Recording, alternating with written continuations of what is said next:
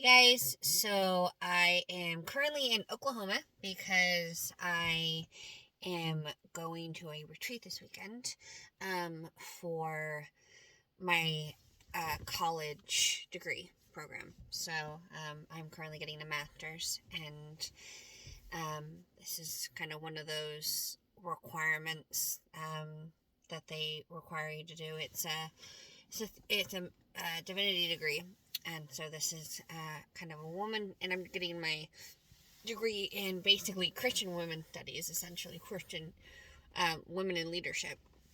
So this is my um, yeah. So this is just part of my course, and it's kind of like a spiritual retreat for about 24 hours. It's not long. It's Friday evening, and it's only going to go until tomorrow evening. So yeah, but I wanted to hop on and just kind of give an update. So, last video I said, we are not doing IVF. Sorry, IUI. We are moving on to IVF because, um, the way everything factors in, for me, um, I we'd have to wait for an IUI anyway, so IVF is just kind of the best next step. So we are currently doing, we're going to currently do IVF. I'm in a mountain cabin district. Like, there's a lot of VRBOs, so we got a lot of folks who are vacationing. So yeah, I don't know. If I'm being honest, I'm still not feeling IVF. I'm still not feeling the need. Um, and it's not that I don't want to have a baby, because I absolutely want to have a baby. Um, and I absolutely want to have a baby. It just everything you have to go through to have a baby, and it's a lot. Um, but yeah, so I got my blood work done yesterday. Cause I have to get um some more levels done and just general testing that they have to do.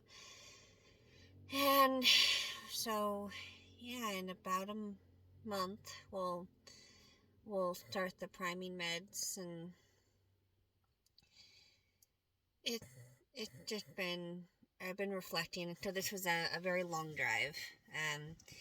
It was about a 13-hour drive, and technically it was longer than that because I actually left at um, in the afternoon yesterday, and I'm actually just stalling time right now because can't check in for a little bit. And I also slept a little in my car, so it's actually been more than 24 hours since I left Colorado Springs. But it's a 13-hour drive, and so there's been a lot of reflecting um, on this, and a lot of praying, and um, I still feel it's the right thing to do, and I'm still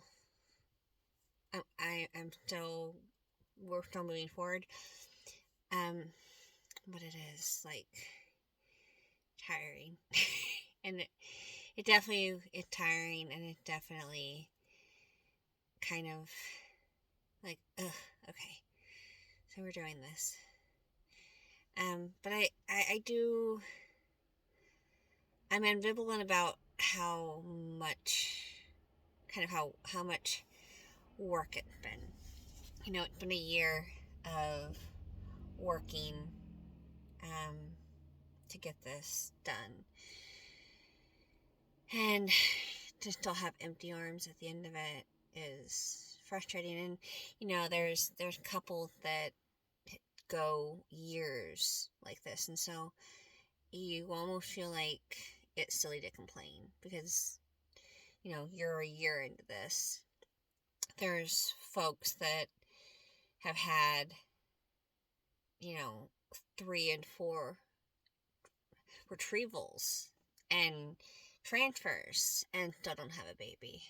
There's a channel that I follow that had at least 3 transfers before they actually had an actual an actual live birth, they would get pregnant, but they lose every time. So it's a very normal thing in infertility. Um, but it is taxing and it is tiring. And I'm really hoping this weekend and this retreat also will help with that, kind of help with peace and understanding. I was listening to an audiobook and done by Angelica Johnson Reyes. So she's a comedian. If you know her, she's the nail salon lady. And her book came out last year, and she had talked about how she never wanted to have kids. It was one of her shticks, is she never wanted to have kids. But after the pandemic, she realized, oh, well, actually, I do want to have a baby. And so she had been doing the rounds for her book, and I think she took Netflix, some Netflix special coming out this year. And so she was kind of doing a promo tour, and she said that she did IVF, and how she hadn't even thought about it. And I will tell you, if anything on this journey, one thing I have definitely come to believe is that women should have pap smears done, and they should have fertility hormone checked. Just to know kind of what it is, because we live in a world now where so many women are having children later, which is totally okay. And I'm listening now to Spare, and if anyone knows, Meghan Markle had kids she's about my age when she had her first child. So, and she also suffered a miscarriage, which I'm sure, was devastating for her. So, Angela was talking about how she did IVF, and she hadn't thought about doing anything. She didn't even know she could get pregnant because she was almost 40 at the time, which is advanced maternal age. And it turned out that she did have to do IVF, and she got 2. Now, I don't know if she implanted those 2 and then is now pregnant with 1, or if she has another. I haven't seen an interview yet where she says, but she talked about a friend that have 16 and double digits, and she got 2. And I've talked about my own low egg reserve, and the fact that the truth of the matter is that I can only afford to do 1 cycle of retrieval, and I get what I get. So, and we're not expecting a lot of eggs. We're maybe expecting double digit, but more likely single. And then, as I've talked about before on the channel, then it goes into the law of halves. So the truth of the matter is, you can have 8 to 10 eggs, but you only, in the end, after you do the genetic testing, after they become embryos, you may only have 1 because it halves every cycle. I mean, obviously, again, everyone hopes you get a bunch, but in this case, again, I've also talked about the ethical issues of having that many embryos.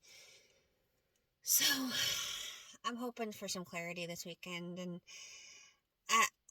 I still don't question the process of that I want to have another child, and I want to still pursue this. I'm just tired with kind of the poking and the prodding and the appointments, because again, anybody who's gone through infertility, even if you're just trying naturally and not in a clinic, if you're just trying to get pregnant, so TTC, people are just trying to get pregnant and you have to ovulate, and you have to have you have to have intercourse at a certain time, and then when you're doing IVF and IUI, you have to get pregnant at a certain, you have to set your date a certain way, you have to have a certain amount of blood tests to get everything done.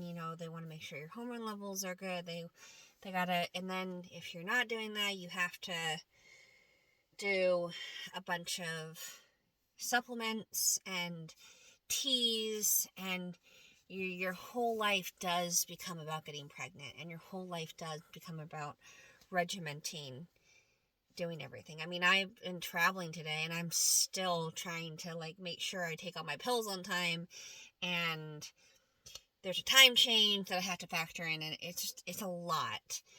And then again, I go on vacation in a week and a half, and it's going to be the same thing. I have to make sure I have all my pills with me, and I have to, even when we're going to be out and about, there's alarms on my phone, because I have to take X, Y, and Z at this time, and it's a lot. So, I'm just sitting here in the Oklahoma woods, getting ready to head in, but, beautiful. So I hope we'll get some peace this weekend. So, thanks for sticking around.